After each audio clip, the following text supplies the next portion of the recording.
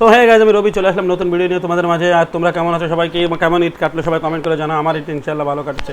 তো অনেকদিন long video ছাড়া হয় না, তো তা ভাবলাম আজকে তোমাদের সঙ্গে একটু কথা বলি, তোমাদের সঙ্গে একটু আড্ডা দিই। আর শর্ট ভিডিও আমি টুকটাক সার্চে ওটা দেখে আসবে, ঠিক আছে? তো দেখো, আজকে একটা কথা না বললে না, সেদিন আমি ফেসবুক চালাচ্ছিলাম, আমি তোমাদেরকে আমার ফোনটা আমার মেয়ে মানে দিতে চাচ্ছে না, ঠিক আছে? দিলে আমি তোমাদেরকে বিষয়টা আমি দেখাতাম। এটা যে একজন বক্তৃতা দিচ্ছে বসে বসে, কেমন হুজুর বেরোছে দেখেন। একজন তো ওই যে বলতেছে, যা জানেন কাজী ইব্রাহিম, উনি বলতেছে যে বলে ইউনুস সাহেব বলে নিয়ামত, আল্লাহর নিয়ামত, যেভাবে নবী রাসূল ক্ষমতা দখল করে সেভাবে সেই ক্ষমতা দখল করেছে। আচ্ছা, এই ফাংশন গেল। আর একজন আবার লাভ দিয়ে উঠে বলে যে আওয়ামী লীগকে ভোট দাও কি বিএনপিতে ভোট দিলেন, পরে জাহান্নামে চলে গেলেন। আমার কি, আমি তো জান্নাতে চলে যাবো সোজা। কার কথা বলছি তাহলে এবার বুঝে নিয়েন। আর কোন নেতা বলেছে এটা জানেন না, এটা ফেসবুকে ভাইরাল একটা ভিডিও। তো এই হচ্ছে বর্তমানে আমাদের দেশের হুজুরদের অবস্থা। ইনরা এজিদের আমলে কিন্তু ইমাম হোসেনটা সবাই এরকম কাফের কইছে। একসময় মুয়াবিয়া খারাপ বলতো, এজিদরে খারাপ বলতো, পরে কিন্তু এজিদরে একসময় কিছু আলেমরা ভালো বলেছে, কিছু আলেমরা সুনাম গাইছে, কিছু আলেমরা আবার কিছু হক্কানি আলেম যারা ছিল তারা আহলে বাইতের পক্ষে ছিল, যারা ইমাম হোসেনের সঙ্গে ছিল, ইমাম হাসানের সঙ্গে ছিল, ইমাম হোসেনের সঙ্গে ছিল। কিন্তু দেখেন আপনি এই যে অবস্থা, এই যে এজিদের মতো লোকরে ইনরা বাবা দিছে আজকে। সেই জামানা যারা একসময় সুৎখর বলিছে, মুখ ব্যথা হয়ে গেছে বলতে সুৎখর, তারাই আবার আজকে আমি সরকারের কোনো বিরোধিতা করতেছি না ভাই, যেরকম আছে সেরকম চলতে থাকুক, ওটা তাকে বিষয়। কিন্তু আমার কথা হচ্ছে দিনের বিষয়, দিনটারা কীভাবে জ্বর আছে দেখেন এর ভিতরে। তারা বলে এখন বলে আল্লাহর নিয়ামত, আবার কয়েকদিন আগে বলেছে সুৎখোর, সবচেয়ে বেশি সুদ খাইছে এমক তমক, এইভাবে এইরকম প্রধান উপদেষ্টা নিয়ে এরকম ভিডিও বানাচ্ছে। কিন্তু কথা আছে ভাই, এই যে দিনটা যে ইনভলভ করা, এর মধ্যে দিনটা ইনভলভ করে, তারা কিন্তু আমাদের মাথার উপর পয়সা আসতেছে। আমি বলবো না সব হুজুররা খারাপ কি সব আলেমরা খারাপ, হক্কানি আলেম ওলামা আছে, হক্কানি আল্লাহর ওলি আছে, হক্কানি বড় বড় আলেম ওলামা আছে, মুফতি আছে, মুফাসসির আছে, তারাও আল্লাহর দিন প্রচার করে, তারাও রাসূলের দিন প্রচার করে। আর এরা কোন ধরনের দিন প্রচার করতেছে? আর একজন তো খালি মানে আমার কি অমকের মতো এরকম জিনিসপত্র আছে, আমি আর কি দেখবেন কেন, আমার ওই দেখুন এই সমস্ত কথাবার্তা নিয়ে এখন বর্তমানে চলতেছে। আর কিছু লোক যাদের দিনের ইলম নাই, যারা দিন পড়াশোনা করে না, দিনের বিষয়ে গবেষণা করে না, মার পাটাতে পড়ে নামাজ পড়তেছে, রোজা রাখতেছে, কইরেই যাচ্ছে, কিন্তু হচ্ছে কিনা খোঁজ খবর নাই, কি হচ্ছে না হচ্ছে, নামাজ পড়েছে আবার সেই চগল হয়ে, আবার সেই পিছিয়ে লাগো, আবার সেই গিবত চলে যাচ্ছে, কইরেই যাচ্ছে। মরার পরে কীভাবে এরা ভালো জানে, আর আল্লাহ জানে, ঠিক আছে? রাসূলের সাথে কারা বিয়াদবি করেছে, রাসূলের পরিবারের সাথে কারা বিয়াদবি করেছে, সাহাবীদের সাথে কারা বিয়াদবি করেছে, সাহাবীকে কারা হত্যা করেছে, খলিফায়ে রাশিদিনকে কারা হত্যা করেছে। ইহুদি ছিল না তো কেউ, মুসলমানরাই তো করেছে, মুনাফিক যাদেরকে বলে তারাই করেছে এগুলো। তো আজকে আমি মনের কথাটা আমি মানে মন মানসিকতা আসলে খারাপ। এই সমস্ত মানে দেখি যারা এই সমস্ত বক্তৃতা দেয় তারাও আলেম হুজুর আল্লাহওয়ালার মতো টুপি পরে, তারপরে মাইকাটা সামনে নিয়ে এইরকম কথিত হয় উল্টা পাল্টা। যারা এতদিন শয়তান করছে তারে আবার আজকে কয় আল্লাহর নিয়ামত। তারপরে তারে ভোট না দিলি সে জাহান্নামে চলে যাবে, আমি যদি তারে ভোট না দিই আমার জাহান্নামে চলে যাবে। আরে ভাই, ভোট তো তাহলে রাসূলের সুন্নাত, আমার ভোট আমি দেবো, যারা খুশি তারে দেবো, আমার তারে মনে আছে তারে দেবো। জান্নাত জাহান্নাম সেটা তো পরের বিষয়। জান্নাতের গ্যারান্টি নিজের, আবার ইন্দ্রা এবার কাজে রাসূল জান্নাতে যাবে কিনা তার কোনো গ্যারান্টি নেই। এরা আবার গ্যারান্টি দিয়ে দেয়, বলে তুমি জান্নাতে, ভোট ওকে দিলে তুমি জান্নাতে। এই হচ্ছে অবস্থা, বুঝছেন? অথচ কোরআন এর মাথায় এটা কোরআন আছে আপনার, কোরআনটা বানাইছে সাইনবোর্ড সবাই। কোরআন আসলে কোরআন কেউ মানে না ঠিক মতো, আমি মানি না, আপনি মানেন না, সবাই কেউই ঠিক মতো মানে না। 500 আইন আছে, 250 নিষেধ, 250 আদেশের হুকুম, আমরা কেউ মানি না।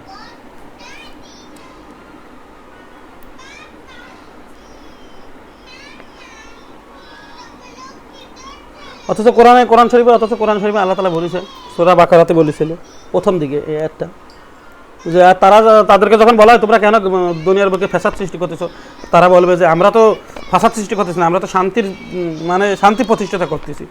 আর আল্লাহ বলেছে বিশ্বাস করেন জানি নেন, এরা হচ্ছে সবচেয়ে বেশি অশান্তি সৃষ্টিকারী, ঠিক আছে? তো এই হচ্ছে অবস্থা। মুসা নবীকে তো আল্লাহ তাআলা বলেছিল সূরা কাহফে পুরো হিস্টোরি আছে, যে তুমি যাও তার কাছে, যার আমি আমার পক্ষ থেকে দান করেছি ইলমে লাদুন্নি, সে আমার বান্দা। তো দেখো, তো মুসা নবী কার কাছে গেছিল? মুসা নবী গেছিল অর্থাৎ খিজরের কাছে গেছিল। আর খিজর আলাইহিস সালাম তো ওলি আল্লাহ, খিজর আলাইহিস সালাম কোনো নবী না, কোরআনে তার কোনো কথাও নবী বলেনি। আল্লাহ বলেছে আমার বান্দা, আর আমি তারে দান করেছি আমার পক্ষ থেকে ইলমে লাদুন্নি, আল্লাহর পক্ষ থেকে ইলমে লাদুন্নি দান করেছে। আপনি চিন্তা করেন, মুসা নবী একজন উলুল আজম পয়গম্বর, সর্বশ্রেষ্ঠ 5 জন নবীদের মধ্যে একজন নবী মুসা। সে গেছে পুরো হিস্টোরি যারা জানেন, কোরআন শরীফ যারা পড়েছেন, পুরো কাহাব যারা পড়েছেন, পুরো হিস্টোরি জানেন যে বাচ্চা যে নৌকা ফুটে করে দেয়, তারপরে বাচ্চাকে গলা চেপে মেরে ফেলায়, একটা দেয়াল ফেলায় দেয়, সেই দেয়ালটাকে মানে একটা দেয়াল পড়ে যায়, সেই দেয়ালটাকে আবার নতুন করে গাইতে দেয়। তো এই যে যে হিস্টোরিগুলো দেখেন। তারপরে মুসা নবী তো বারবার যখন গলা চেপে মেরে ফেলালো, মুসা নবী তার বিরোধিতা করতেছিল, শরীয়তের হুজুর, সে শরীয়তের মাওলানা, এরকম একটা অবস্থা। কারণ মুসার কাছে তো ইলমে মারুফাতের কোনো ইলম ছিল না, শরীয়তের ইলম তার কাছে তো খারাপ লাগতেছে, যেহেতু সে তো ফিউচার দেখতে পারে না। আল্লাহ তালাই তো বলতেছে যে সে তো ওই বিষয় জানে না। সে তারপরে সে খিজির আলাইহিস সালামকে যখন বললো যে আপনি কেন হত্যা করেছেন, খিজির আলাইহিস সালাম বলল আপনি আমার সাথে থাকলে কথা বলতে পারবেন না, প্রশ্ন করতে পারবেন না। অত সূরা কাহাফে পুরো হিস্টোরি রয়েছে।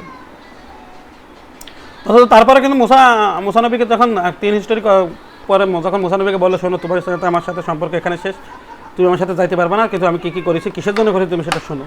ওই বাচ্চাটাকে এই জন্য আমি হত্যা করছি, ওই বাচ্চাটা বড় হয়ে ওর বাপ মাকে কষ্ট দিত, বাপ মাকে হত্যা করতো কি বাপ মাকে কষ্ট দিত, এই জন্য আমি ওকে মাইরে ফেলাইছি। আর আমি পরে আল্লাহর কাছে দোয়া করছি তাকে একটা নেক সন্তান দান করে। তাহলে আপনি বোঝেন বিষয়টা, দেখে ফেলাইছে, ফিউচার দেখে ফেলাইছে, অথচ মুসা নবী দেখতে পারিনি। আর ইন্দ্রা এক প্রকার হুজুর আছে যারা বলে যে রাসূল বলে দেখতে পারে না, রাসূল বলে ভবিষ্যতের বিষয়ে কিছু জানতো না। ইলমে লাদুনি, ইলম গায়েবের ইলম বলে নাই তার কাছে। এই হচ্ছে অবস্থা ভাই, এই হচ্ছে অবস্থা বর্তমানে আমাকে বাংলাদেশের এক প্রকার মুসলমানদের এই হচ্ছে অবস্থা, যারা খালি ওই যে ইলমুল ইয়াকিন মানে শুনে শুনতে শুনতে কান পড়ে শুনে কিন্তু এরপর উপরে আর আকাশটা আছে আইনও লেখেন, যারা দেখে বিশ্বাস করে বুঝছে, আর তারপর হাক্কুল লেখেন যারা আছে তারা। আল্লাহর পক্ষ থেকে ইলমে লাদুনি দান করেছে। আর ওই ইলমে লাদুনি কি ইলম তাহলে, যে সেটা সে ফিউচারে দেখতে পারলো যে নৌকা নিয়ে যাবে, সামনে সদাগর দ্বারা আছে, সদাগর তার নৌকাটা নিয়ে যাবে, এই জন্য ফুটো করে দিয়েছে, ওখানে তলায় যাবে, পরে নৌকাটা উঠাই নেবে। কিন্তু আর আল্লাহ তাআলা বলতেছে সে যা করেছে সম্পূর্ণ আল্লাহর ইচ্ছায় করেছে, সূরা কাহাফেতে বলা আছে এটা। তো এই হচ্ছে ইলম। বাস আপনি সারা জায়গায়, আমি যখন বই ঘাটি, হাদিস ঘাটি, কোরআন ঘাটি, বড় বড় মাওলানা হচ্ছে, মুফতি হচ্ছে, মুফাসসির হচ্ছে, কোথা থেকে হচ্ছে? তো পড়া বইতে একটা লেখা আছে, তাই পড়ে হচ্ছে। ওটা আপনি চেষ্টা করলে, আপনি যদি 1 বছর চেষ্টা করেন, 2 বছর চেষ্টা করেন, 5 বছর চেষ্টা করেন, 10 বছর চেষ্টা করেন, আপনিও পারবেন। কিন্তু ইলমে লাদুনি তো আপনি শিখতে পারবেন না। জাহির ইলম ওই টুকটাক বানানো কিতাব আছে কয়টা, তারপরে বেশিরভাগ হাদিসই সব জহির। মানে তারা হাদিস দেবে ঠিক আছে, আমরা তাই হাদিস দেবো, আমাকে এটা ভালো না, আমাদের হাদিস ঠিক নাই। এই হচ্ছে অবস্থা বর্তমানে। ইলমে লাদুনি তাদের কাছে নেই, ইলমে লাদুনির ইলম তাদের কাছে নেই। কারণ দেখেন, এটা আমি উদাহরণ দেওয়ার জন্য আমি যেটা বলতে পারি সেটা হচ্ছে, আপনি ব্যাংকে চাকরি করেন, কিন্তু আপনি ব্যাংকে চাকরি করেন, আপনি কোটি কোটি টাকা ডেলি লেনদেন করেন, কোটি কোটি টাকা লেনদেন করেন, জমা নেন দেন।